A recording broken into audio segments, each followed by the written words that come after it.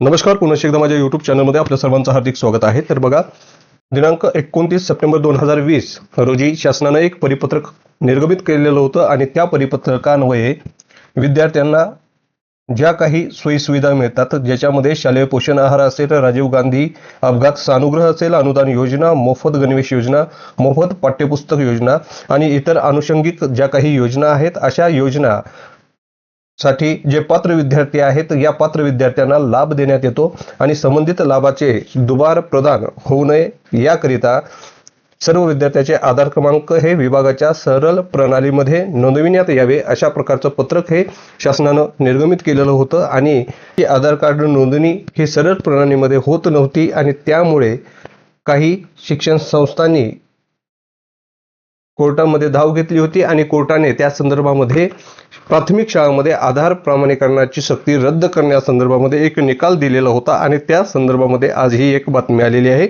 नेमकी बातमी काय आहे हे आपण या ठिकाणी जाणून घेऊयात. तर बघा, बातमी जी आहे ती म्हणजे प्राथमिक शाळांमध्ये आधार प्रमाणीकरणाची सक्ती रद्द, शिक्षण घटनात्मक अधिकार आहे, हायकोर्टाने याचिका काढली निकाली.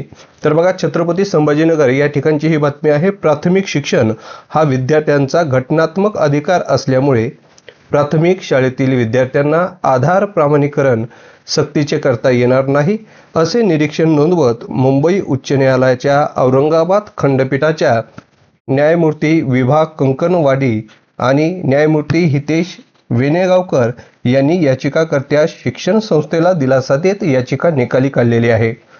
तर या संदर्भामध्ये काय होती याचिका? शालेय शिक्षण व क्रीडा विभागांतर्गत राज्यातील 1,10,315 शाळांमध्ये 22,56,057 विद्यार्थी शिक्षण घेत आहेत. शालेय पोषण आहार योजना, राजीव गांधी अपघात सानुग्रह अनुदान योजना, मोफत गणवेश योजना, मोफत पाठ्यपुस्तक योजना आणि इतर अनुषंगिक योजनांच्या पात्र विद्यार्थ्यांना लाभ देण्यात येतो. संबंधित लाभाचे दुबार प्रदान रोखण्याकरिता सर्व विद्यार्थी आधार क्रमांक विभागाच्या सरळ प्रणालीमध्ये नोंदविण्याकरिता शालेय शिक्षण व क्रीडा विभागाने 29 सप्टेंबर 2020 च्या परिपत्रकानुसार संबंधितांना सूचना या दिलेल्या होत्या. म्हणून कोर्टात धाव. सदरील प्रणालीद्वारे विद्यार्थ्यांची नावे आधार कार्डशी संलग्न करण्याकरिता कार्डमधील त्रुटीमुळे अडचणी येत असल्याची तक्रार परभणी जिल्ह्यातील मुन्सीराम तांडा येथील श्री रामराव नाईक बहुउद्देशीय सेवाभावी संस्थेचे सचिव अंकुश जाधव यांनी 21 मार्च रोजी जिल्हा परिषदेच्या शिक्षणाधिकाऱ्याकडे करून विद्यार्थ्याचे आधार संलग्नीकरण करण्यास मुदतवाढ देण्याची विनंती केली होती.